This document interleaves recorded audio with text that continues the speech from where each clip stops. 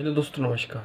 मैं राज सिंह आपका स्वागत करता हूं आपका अपने यूट्यूब चैनल बिजनेस कनेक्शन में। तो दोस्तों, आज हम बात करेंगे कि कोई भी अपन काम कर रहे हैं, कोई भी आप जो भी काम कर रहे हो, जिस जिस स्थिति पे हो या कोई भी काम कोई भी किसी भी समय कर रहे हो, उसके बाद साइड बिजनेस कैसे स्टार्ट करें, साइड बिजनेस में कैसे इन्वॉल्व हों। तो चलिए दोस्तों, बिना देरी करे स्टार्ट करते हैं। लेकिन साइड बिजनेस ऐसा सर थोड़ा थोड़ा करके साइड बिजनेस कर सकते हैं, मेहनत करके साइड बिजनेस कर सकते हैं। और चलिए देखते हैं दोस्तों, किस हिसाब से किस तरह बिजनेस कर सकते हैं साइड बिजनेस।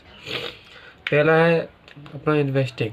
इन्वेस्टिंग बहुत ज़रूरी है। अगर इन्वेस्टिंग सही है तो साइड बिजनेस कर सकते हैं। इन्वेस्टिंग कैसा, जैसे कि मान लो आपको भाई 25 से 30 हज़ार रुपये आप कमा रहे हो और महीने के 10,000 रुपये साइड बिजनेस में आप इन्वेस्ट कर रहे हो। साइड बिजनेस चाहे कोई भी हो, यहाँ पर आप कोई कोई फंड का साइड बिजनेस हो, कोई प्रॉपर्टी का हो, या फिर कोई धंधे का व्यवसाय का बिजनेस हो, जिसमें आप इन्वॉल्व कर रहे हैं 10,000 रुपये हर महीने के, उस हिसाब से आप साइड बिजनेस कर सकते हैं। लेकिन इससे कम है तो साइड बिजनेस में थोड़ी क्या दिक्कत आती है।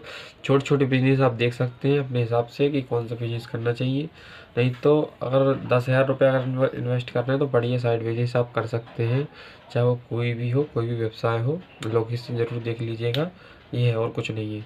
साइड बिजनेस में मेन पॉइंट तो यही है कि इन्वेस्टिंग होना ज़रूरी है। और इन्वेस्टिंग तभी होगी जब आपकी सैलरी या आप महीने कम से कम 30-35 हज़ार रुपये कमाओ। 10,000 रुपये इन्वेस्टिंग तो चाहिए ही चाहिए साइड बिजनेस के लिए, ये है। और दूसरी बात अगर आई तो साइड बिजनेस में दूसरा पॉइंट ये आता है कि डेली मिनिमम 4 घंटे साइड बिजनेस पे फोकस होना ही चाहिए आपको। आपका जो फोकस है 4 घंटे डेली साइड बिजनेस में होना चाहिए। उसमें क्या रहता है कि आप जो भी काम कर रहे हो, साइड बिजनेस के 4 घंटे अलग चाहिए उसको। साइड बिजनेस को जानना, समझना, मार्केटिंग करना, सेलिंग करना, कस्टमर कन्विंस करना, उसके बाद लोकेशन देखना, अमाउंट डिस्कस करना, अमाउंट एक बजट तैयार करना। उस हिसाब से साइड बिजनेस में क्या रहता है कि ये सब चर्चा आपको स्वयं करनी होगी।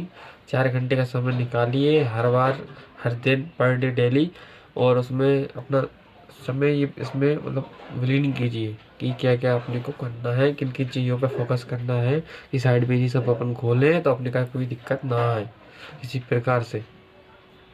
साइड बिजनेस ऐसा है दोस्तों, मैं आपको बताऊं, साइड बिजनेस में इन्वेस्टिंग अपन धीरे धीरे कर सकते हैं। जब लॉस होता है तो इकट्ठा एक साथ हो जाता है, ये होता है साइड बिजनेस में, और कुछ नहीं है। तो इसमें अगर आपके पास समय है तो समय देख लीजिए, समय है तो ठीक है, नहीं तो अपन समय निकाल के उन चीज़ों पर डिस्कस जरूर कीजिए। पहला हो गया अपना लोकेशन, पहला होगा लोकेशन। दूसरा होगा मार्केटिंग, जो मार्केट को जानना, समझना और मार्केटिंग करना। तीसरा होगा सेलिंग, जिस माल को किसी माल को सेल करना। चौथा हुआ कन्वेंस, कस्टमर को कैसे कन्वेंस किया जाता है, कैसे संतुष्ट किया जाता है। इन चीज़ों पर फोकस भी होना बहुत ज़रूरी है। अगर इन चीज़ों पर फोकस नहीं है तो इन पर फोकस करना पड़ेगा, तभी आप आगे बढ़ सकते हो, इन्वॉल्व हो सकते हो आगे चल के बिजनेस में। और बिजनेस अपने ऊपर, अपने स्वयं के ऊपर बिजनेस, स्वयं के ऊपर से मतलब बिजनेस डेवलप कर सकते हो स्वयं की दम पे, स्वयं के विश्वास से। ये बहुत ज़रूरी है। और अपना सबसे बड़ा पॉइंट एक और आता है, कस्टमर जब भी आए उसको सिस्टम में हर वाली वीडियो में बोलता हूँ, हर वीडियो में बोलता हूँ ये बात, कस्टमर जब भी आए कन्विंस करना सीखो। उसके लिए, कन्विंस के लिए आपको क्या करना पड़ेगा, स्टाफ है आपका, स्टाफ को बॉडी लैंग्वेज सही करना पड़ेगा, कम्युनिकेशन स्किल सही करना पड़ेगी। ग्राहक के साथ, कस्टमर के साथ कैसा बिहेव कर रहा है बंदा, उसके हिसाब से उसको मेंटेन करना पड़ेगा। बिहेव सही करे, बर्ताव सही करे।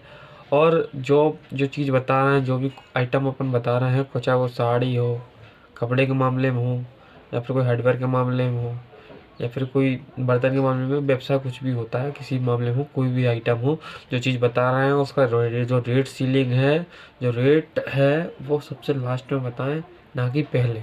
सबसे लास्ट में वो रेट बताना चाहिए, इससे पहले नहीं बताना चाहिए रेट।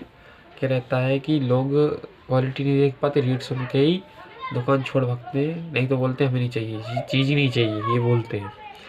तो ये बहुत सारी समस्या आती है। रेट हमेशा बाद में बताना, पहले इतनी जितनी क्वालिटी हो उससे ज़्यादा क्वालिटी बता दो। ये समस्या, ये अपनी क्वालिटी है और इनमें इन चीज़ों में गारंटी है, सर्विस की गारंटी है, पार्ट्स की गारंटी है, सीट इत्यादि जो भी है उस हिसाब से।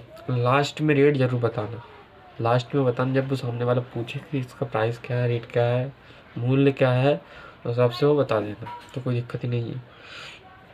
और एक पॉइंट और है, अगर आप ब्रांड कर रहे हो, अगर साइड बिजनेस में अगर ब्रांड डालना चाहते हो तो बहुत ही शानदार बात है, पर ब्रांड पे पैसा खर्च होता ही है। अगर ब्रांड पे अगर अपन जाएंगे तो लगभग एक ब्रांड के ज़्यादा नहीं तो कम से कम 8 से 10 लाख रुपए खर्च हो ही जाते हैं। ब्रांड में आपको बता दूंगा नेक्स्ट वीडियो में। मिलते दोस्तों।